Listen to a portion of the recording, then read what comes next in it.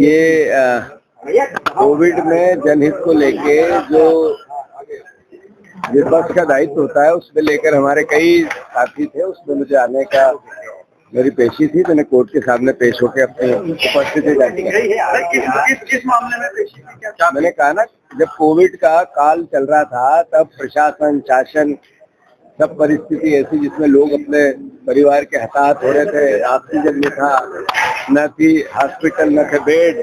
सबका संघर्ष था, सरकार को जगाने का सबका संघर्ष था, सरकार की खामियां बताने का।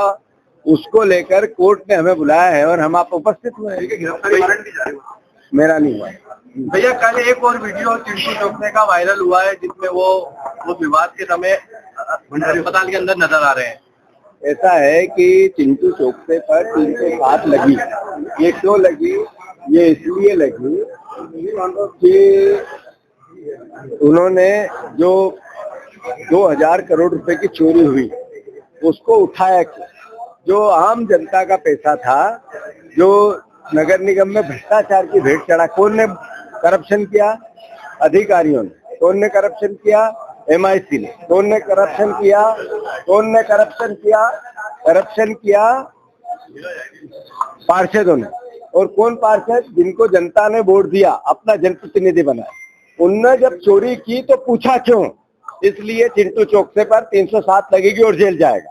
और इसलिए उस पे FIR हुई कि 2000 कर्मचारी नेताओं के घर में बाल्टियों ले लेके पानी भर रहे हैं, उनकी सफाई कर रहे हैं, उनके किचन में काम कर रहे हैं, उनके बगीचे में काम कर रहे हैं।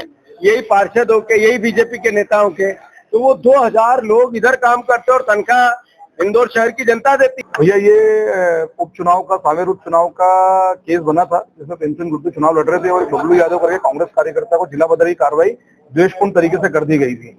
उसको लेकर DIG ऑफिस में, जो रीगल टॉकीज पर DIG ऑफिस है, यहाँ पर कांग्रेसियों ने ज्ञापन दिया था सामान्य DIG साहब को। उसको लेकर प्रकरण पंजीबद्ध करा था। 188 का प्रकरण था ये। तो करीब 4 वर्ष हो चुके हैं इस प्रकरण को। और आज उपस्थिति के लिए लगा था कुछ कांग्रेसी नेताओं के वारंट भी कर दिए गए थे, जिसमें कि पंकज संघवी हैं, अपना विनय वाकलीवाल जी, दिलीप तिवारी, इनके वारंट कर दिए गए थे। उनकी जमानतें भी लगी हुई है और प्रदेश अध्यक्ष को स्पेसिफिक इसमें उपस्थित रहने का निर्देश दिया गया, जिसका पालन करते हुए माननीय जीतू पटवारी जी इसमें आज उपस्थित थे। भैया, ऐसा बताया जा रहा है कि जीतू पटवारी के खिलाफ पूर्व की केसी को उपस्थित नहीं होने के चलते गिरफ्तारी वारंट नहीं, गिरफ्तारी उनका मेडिकल लगाया गया था जिसमें उन्हें माफी दे दी गई थी। और जो बाकी 4-5 नेता हैं उनके खिलाफ वारंट तो हो गया था। जीतू पटवारी जी का वारंट नहीं हुआ था। और किसी एक नेता ने इसमें एजेंट भी करके बाहर भी होगा। ये हम उनके वकील नहीं है, इसलिए हम कुछ बोल नहीं सकते। हमें तो, हम जीतू पटवारी जी और अन्य कांग्रेसियों के वकील, इसमें सदाशिव यादव जी हैं, अमन बजाज जी हैं, विनय वाकलीवाल जी, इनके विषय में जानकारी, हमें अन्य विषय में जानकारी नहीं। जिनके विषय में हमें जानकारी नहीं, हम उनके विषय में कुछ नहीं। कितने लोग हैं?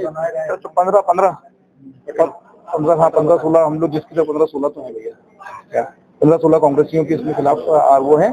और इसमें इन्वेस्टिगेशन ऑफिसर के बयान होना है, जिसको लेकर पूर्व में अनुपस्थित थे, इसलिए कुछ वारंट जारी कर दिया गया। क्या आगे अब करीब पेशी तो इसमें कम से 20 से 25 पेशी हो चुकी है भैया। पिछले 4 वर्षों से केस चल रहा है। अब क्या आगे की तारीख कब की नहीं है? भैया, अभी तारीख दी नहीं है क्योंकि जमानत पेंडिंग है। अभी आगे की तारीख दी नहीं है। साक्षर करवा लिए गए फाइल में, क्योंकि माननीय न्यायालय का स्पेसिफिक आदेश था कि आज सब उपस्थित हो। तो आज सब उपस्थित थे। 2-3-4 कांग्रेसियों को छोड़ के बाकी जो नहीं आए हैं उनके आवेदन कोर्ट में लगा दिए गए उनके वकीलों द्वारा। जिन्होंने जुर्म स्वीकार करा इसकी कोई जानकारी नहीं है। आवेदन लगे?